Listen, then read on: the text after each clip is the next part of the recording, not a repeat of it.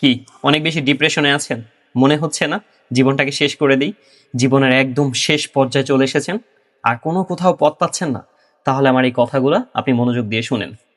আমি কয়েকদিন আগে একটা হসপিটালে গিয়েছিলাম। হসপিটালের দেয়ালে একটা সুন্দর লেখা ছিল।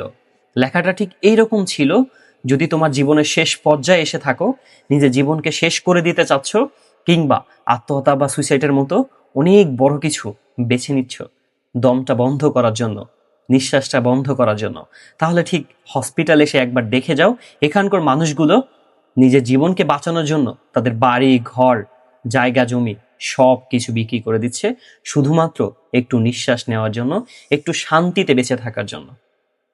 যদি তারা এত অসুস্থ থাকার পরেও নিজের জীবনকে ভালোভাবে বাঁচতে চায় নিজের জীবনকে নিয়ে, তাহলে আপনি কেন হতাশ? সুতরাং হতাশ হওয়া যাবে না। লাহ তাহজান, আল্লাহর উপর ভরসা করেন, আপনি খুব শীঘ্রই ভালো দিন আসবে ইনশাআল্লাহ।